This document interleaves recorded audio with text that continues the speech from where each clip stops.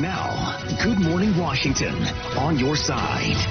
And how about this? Making space clutter-free. Author Tracy McCubbin discusses what she calls the last book on decluttering that you will ever need. We're talking to her coming up. Decluttering is one of the biggest buzzwords of the year, thanks largely to the Netflix wildly successful docuseries with Marie Kondo. But the KonMari method doesn't work for everyone, so here to help us unlock our clutter block is author of the new book, Making Space Clutter-Free, Tracy McCubbin. Thank you so very much for joining us. I appreciate your patience with me this morning. Let's get right on into it because, you know, Marie Kondo, the Marie Kondo method, I didn't realize it doesn't work for like 80% of people. Why do you think that that is? You know, it's an amazing method, and she started a great conversation, but for so many of us, we're emotionally attached. We have imbued all this meaning onto our stuff. So a really simple question of, does it spark joy? That's not deep enough for us. We feel like we've spent too much money on it, so we can't let go. We're sentimental about it. We have a fantasy about it. So there's all these reasons, 7 of them, I believe, that why it's difficult for us to let go of our stuff.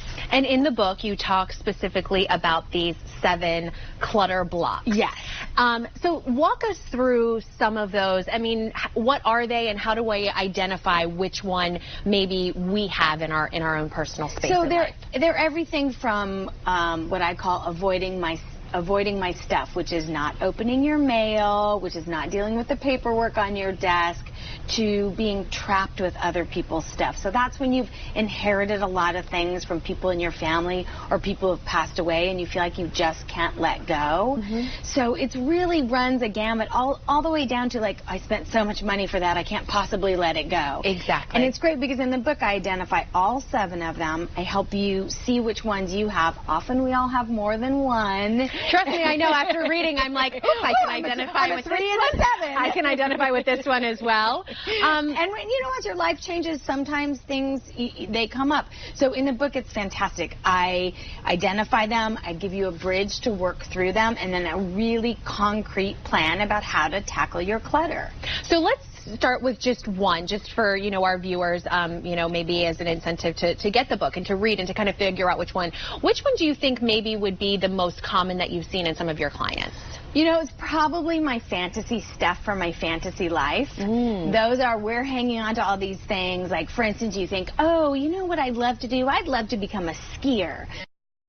I'm gonna go skiing. So you go out and you buy all the stuff for skiing. You go once and you're like, I hate this. Like, I'm cold, I don't like this. But I can't get rid of this stuff because someday I might be a skier, right? So you're keeping fantasy stuff for a fantasy life. Well, then, and then this also probably does check the box of, you know, I spent so much money on all of this skiing stuff, so they can dovetail. And then you're saying, okay, I can't get rid of all of this stuff. But in talking about getting rid of the things, you say doing it with a purpose and exactly. So if it's hard for you to let go, if decluttering doesn't come naturally to you, what I say to people is find an organization or a person who really needs what you're getting rid of. I call it conscious donating. So it's not like you're just putting it out on the street with a sign that says free. You know, for instance, if animals speak to you, all your old sheets and towels, take them to an animal rescue. If you know it's going somewhere where people can use it, it's going to be so much easier for you to let go. I have to say personally that's been something that's been really helpful for me, because yet you kind of feel almost like wasteful, because I'm like, oh my gosh, I'm getting rid of it. And, you know, my parents are, well, don't get rid of it. We could always use it someone someday. But you're right. You can, I like that, conscious donating. You know, here's a great example. A lot of people don't know this, but kids who are in the foster care system, lots of times they move from home to home with all their stuff in garbage bags. They don't even have suitcases. So when I tell my clients that, they're like, I have 4 more. Let me, you know, so it's if you know that someone really could use it, you can pull it out of, you can declutter and donate. I call it a win-win. And at the end of the day, what has been the response that you've gotten from the book and from people that have, you know, kind of followed your tips and advice in the book?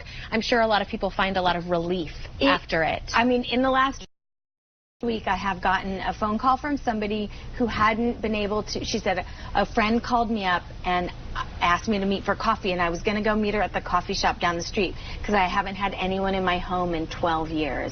And she said, and after using your method, she goes, I was able to invite her in for coffee. That is incredible. Well, thank you so much for sharing this with me personally and with all of our Good Morning Washington viewers out there. Making space clutter-free. Tracy McCubbin, thank you so very much. Appreciate it.